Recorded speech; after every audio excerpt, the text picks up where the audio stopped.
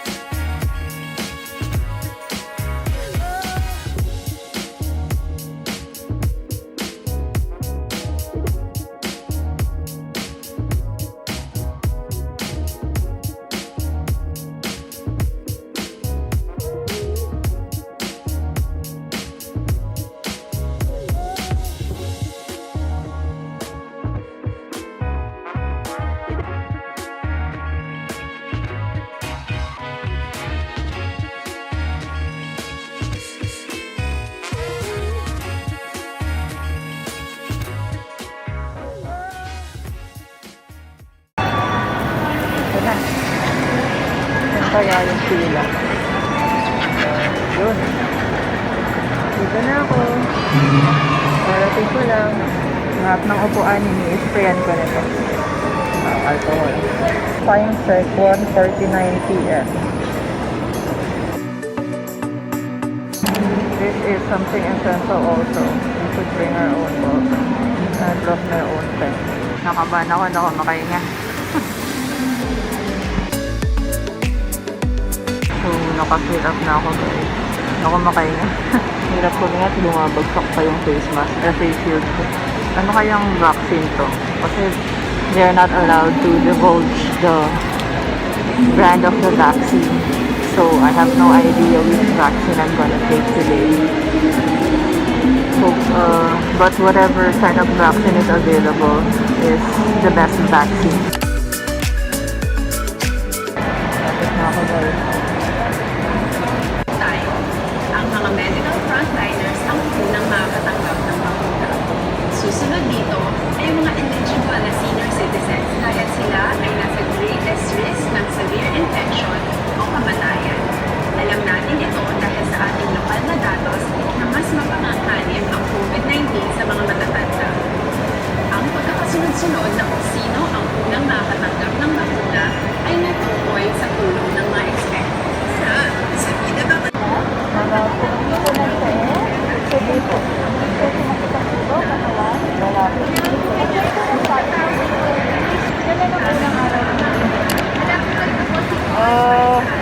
mga 6 days ago.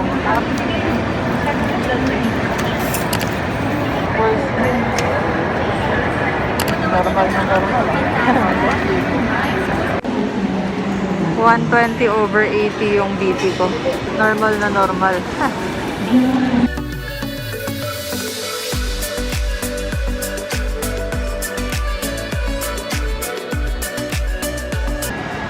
Turn ko na. Video na lang po. Okay lang. Thank you. Ayan, mami, magpabaksin na rin kayo para lahat safe. Pangalawang class.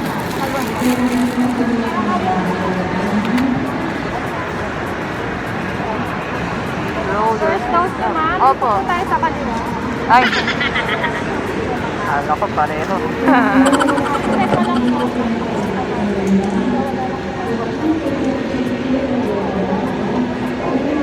Relax na tayo, ma'am, ha? Relax lang po. 1, 2, 3, 0, 0. Nakaramdam po mamaya ng bigat para sa tamo lang po kayo dyan. Okay po. Okay, tapos na. Song. Joke lang.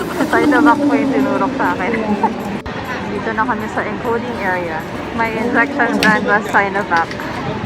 Which is good because after 2 weeks daw ako makaka-receive ng text. Then after 28 days yung second dose. Kasi kung AstraZeneca after 2 months. And I heard good reviews for Sinovac. Thank you, Lord. We're at the monitoring area. Kuhanan ako ng BP. Magandang hapon po. Dito po ay mga first dose. So, importante na basahin po ninyo ang mga side effects na pwede nyo maramdaman. No? So, nandito po ang mga pwede nyo gawin at kung sakaling meron kayong yung po mo, kapitipyo mo. Mahirap po 120 pa rin. Ito po Per normal. for the second dose. Tapos yung mga gamot nyo. So, if you're finished reading it, pwede na mo kayong umalis. So, kailangan, pwede nyo i-access din naman po sa DOH, no? Nasa DOH online naman daw eh. Hindi na ako magbabasa. Bye! Uwi na tayo. Success! I'm so happy. Kulit mo mga ganun.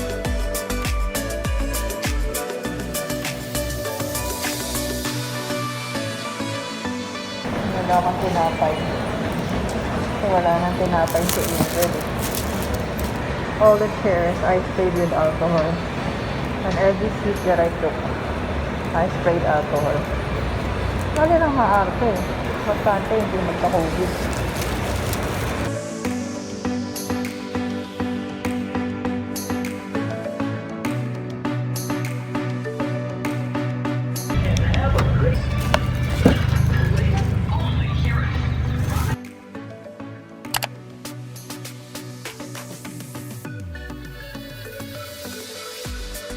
So far, so good. Yes, let's go home.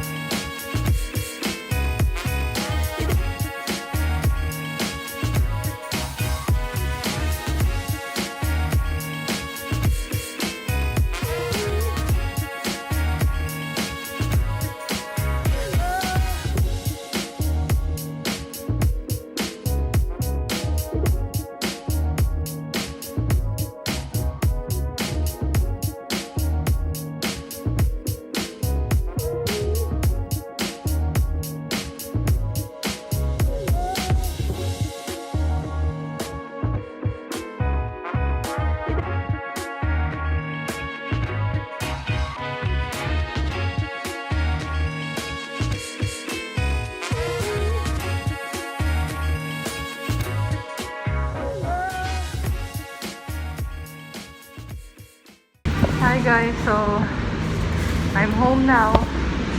So far so good. I'm not feeling weak yet. I hope I will not feel bad after a few hours. Just feel normal as of the moment.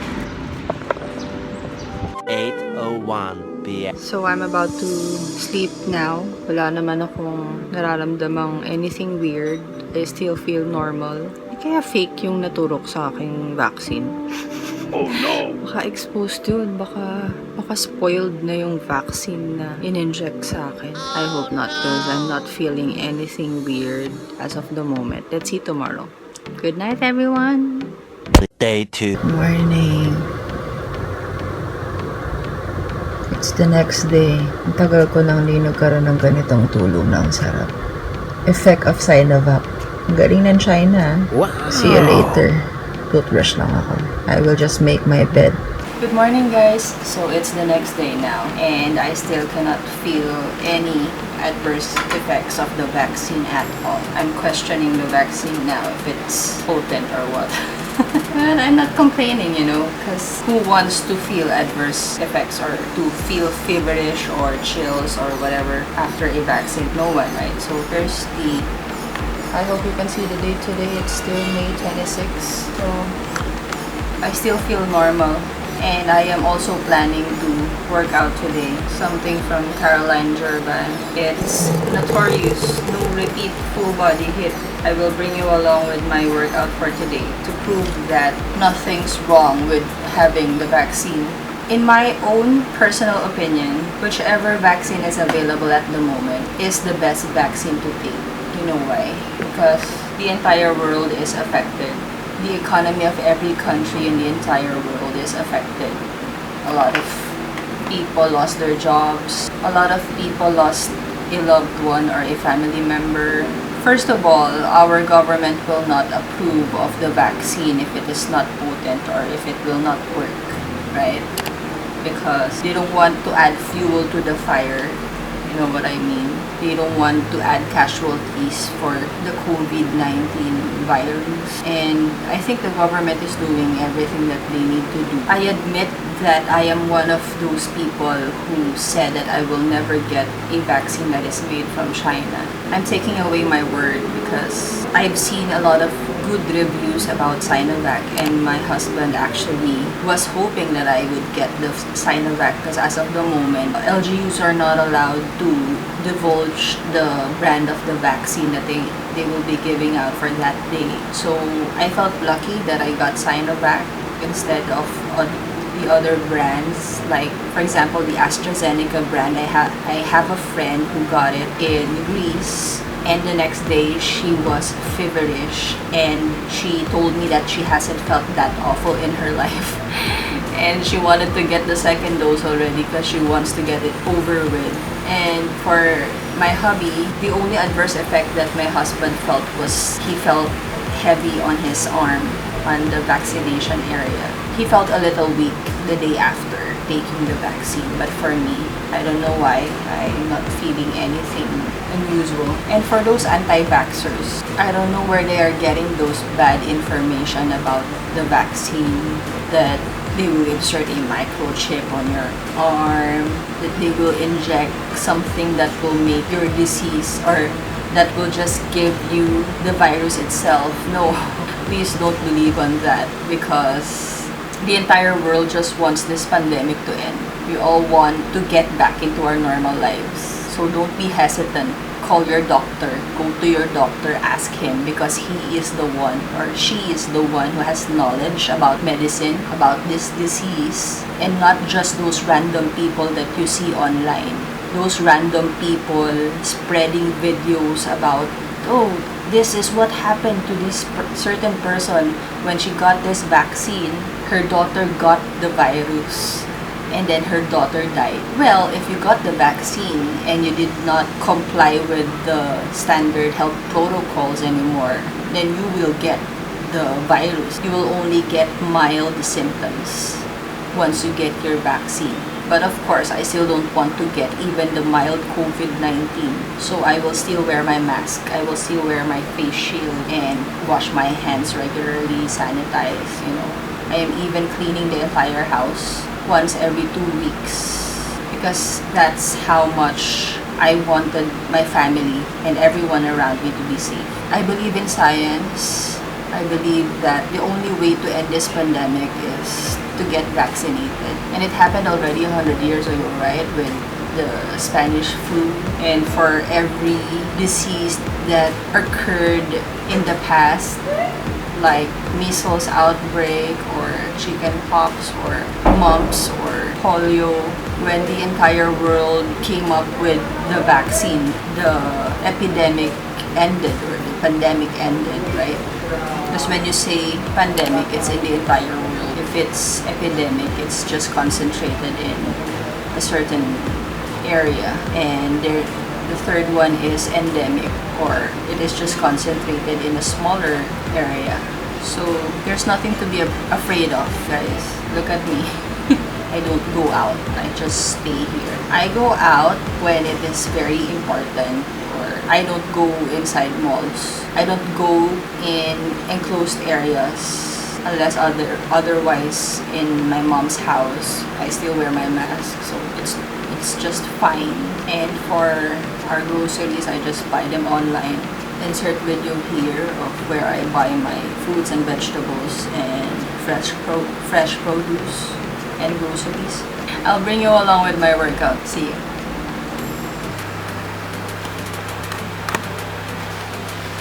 May 26, let's go. Let's go work out. Ever since this pandemic had started, I've been continuously watching international and local news to be able to get the right information and not just from other media entities that doesn't have credibility. By this, I am able to know which ones are true and which ones are fake. For those who don't trust the vaccine Sinovac yet, here's a clip from one trusted news entity on TV5 News. Dalawang dahilan ang madalas nababanggit. Una, dahil daw made in China ito at talagang may mga Pilipino na sadyang hindi raw komportable sa mga bagay na made in China. At pangalawa, dumidikit sa utak ng maraming Pilipino ang numerong 50.4% na efficacy rate daw ng CoronaVac. Ito po ang alam ng marami na bisa ng bakunang gawa ng Sinovac. Para nga namang ang baba niyan kumpara sa alam nating efficacy ng Pfizer na 94.5% o yung AstraZeneca na 90%. Yun lang, maaring mali ang intindi natin sa mga numero. Ito po yung mga numero sa kanilang tama at kompletong konteksto. Una po, halos lahat naman ng mga kilalang bakuna laban sa COVID-19, kasama na po ang Sinovac, naglalaro sa 90% ang efficacy rate pagdating sa mga severe or serious infections. Ito po yung mga impeksyon ng COVID na sobrang malala at kailangan ng magpa-ospital. Diyan po talaga galing yung 94.5% ng Pfizer at yung 90% ng AstraZeneca. Yan po ang mga numero na dapat pinagkukumpara.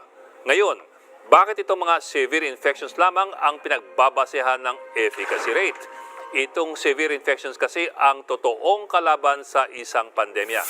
Una, dahil ito ang nakakamatay. Pangalawa, ito ang nakakapuno sa mga ospital. At pangatlo, itong mga malubhang sintomas kasi ang mas lalong nagkakalat ng virus. So saan galing yung 50.4% efficacy ng Sinovac na madalas nating marinig? Yang 50.4% po ay ang efficacy ng Sinovac pag sinama na pati yung mga nagkaroon ng very mild or asymptomatic infections ng COVID-19. Ito po yung mga taong hindi man lang mapansin na meron pala silang sakit. Sa madaling salita, ibang kategorya po ito. Kung ganon, kamusta naman ang performance ng ibang mga bakuna sa kategoryang ito? Yun po ang problema. Hindi po lahat ng bakuna ay may datos dito. Ang Pfizer halimbawa, walang datos ang Pfizer kung ano ang bisa nito sa mga asymptomatic infections.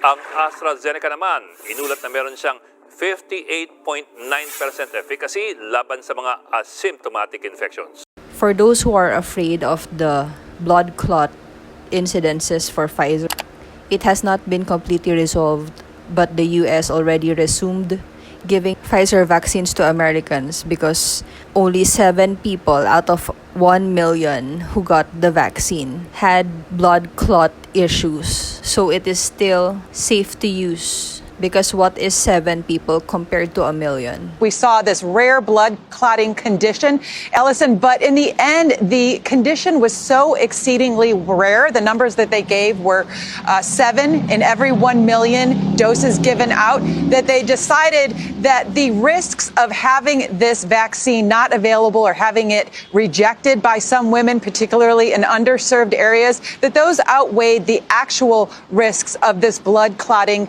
condition. For those who are wondering why am I exercising after my first dose of vaccine, this is what I found at the doh.gov.ph website. Is you need to maintain a balanced and healthy diet, exercise and avoid smoking and alcohol. So exercise is very important. And also for international news, there's nothing wrong or dangerous about exercising after getting your vaccine. The only effect is that it may reduce the quality of your workout and make it less enjoyable overall. For the AstraZeneca vaccine, it was stopped in the US due to its ineffectivity for South African variant, but now they have resumed rolling it out for their citizens. 79% effective at preventing symptomatic illness and 100% effective at preventing hospitalizations. What do you make of these results, and could this change the vaccine rollout at all here? 79% effective in the U.S. arm of the trial, which is great because a couple of months ago we had a number of 60% in trials outside of the U.S. 100% efficacious against preventing severe or critical illness is always what we want to see.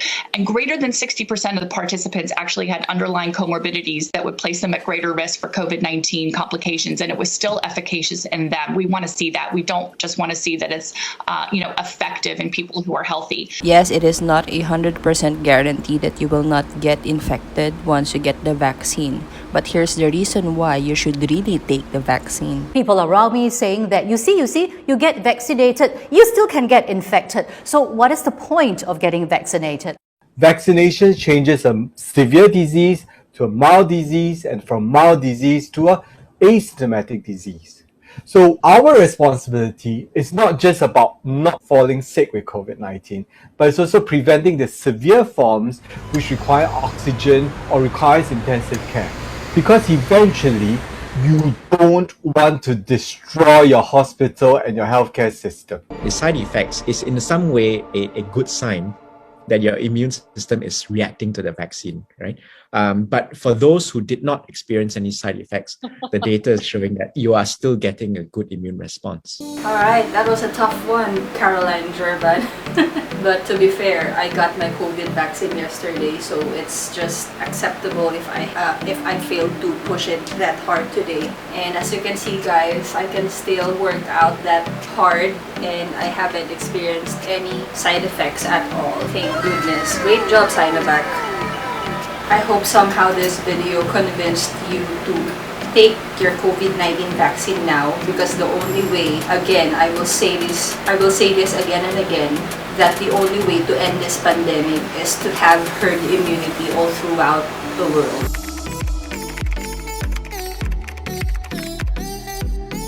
So please get your COVID vaccine as soon as possible, guys, so that we can all go back to our regular activities and to our normal lives. That's all for this video, guys. I hope you found this helpful. If you did, please don't forget to click on the like, share, and subscribe to this channel. Click on that bell button and select all so you will get notified whenever I post a new video. That's it for this video, and please take good care of yourself and each other. Bye!